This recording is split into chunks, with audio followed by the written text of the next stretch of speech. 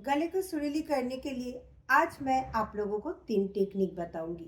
आप बहुत सारे रिवाज और नुस्खा करते हैं ताकि आपके गले सुरीली रहे और आपके गले में खुलापन हो।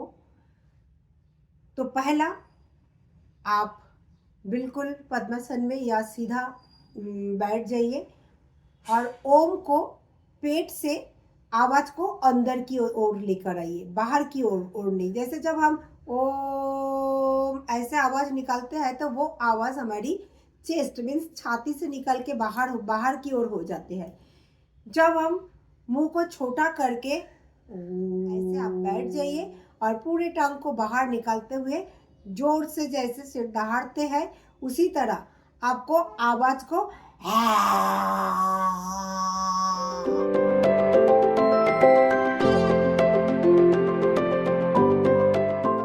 गले की आवाज को सुरीली और खुलीपन बनाने के लिए हम कोई सारे तरीका अपनाते हैं। रिवाज ये तो बहुत जरूरी होता है। रिवाज बहुत सारे रिवाज फॉलो करते हैं, साथ साथ हम बहुत सारे नुस्खा भी फॉलो करते हैं। आज मैं जो ट्रिक्स आपको बताने जा रही हूँ, अगर आप इसको नियमित रूप से 15 दिन प्रैक्टिस कीजिए, देखिए आपके गले का चमत्कार। कोई रिवाज और किसी की जरूरत नहीं होगा आपको खुलेपन के लिए। गला अच्छा करने के लिए आपको रिवाज चाहिए, लेकिन गले का सुरीली आवाज और खुलापन के लिए आपको अलग अलग रिवाज का जरूरत नहीं है।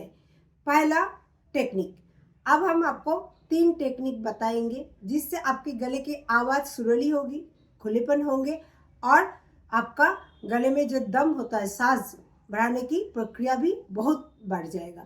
पहला टेक्निक, ओम। ये जो ओम हम बोलते हैं, ओम, ये आपका चेस्ट, यहीं से आप आवाज निकल रहा है तो ये ओम बाहर की ओर जा रहा है। आपको ओम को अंदर की ओर लाना है। उसके लिए आपको मुंह छोटा करके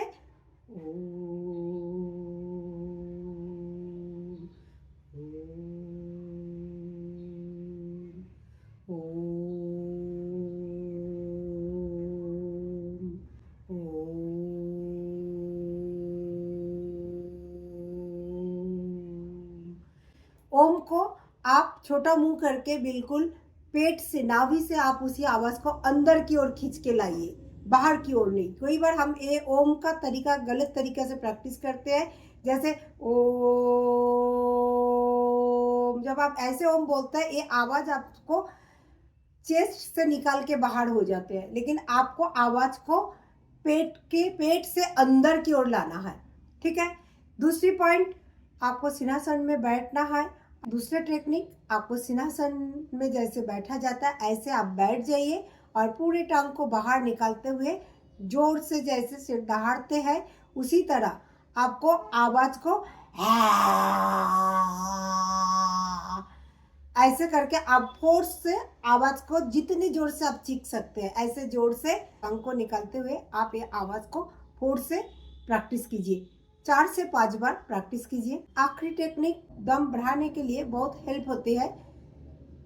आप कोई गुब्बारे या ब्लैडर ले सकते हैं, गुब्बारे को मुंह में लगाइए, तो बड़ा और मोटा गुब्बारे लीजिए और उसी को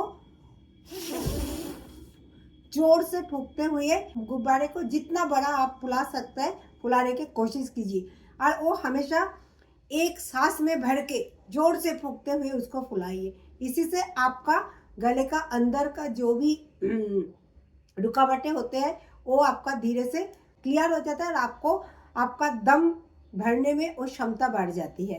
कई बार हमारी आवाज़ फट जाती है, रफ हो जाते हैं, तो वो सब चीज़ों से अगर आप बचना चाहते हैं और अपनी आवाज़ को सुरीली करना चाहते हैं तो ये 3 टेक्निक्स अमेजिंग टेक्निक्स है।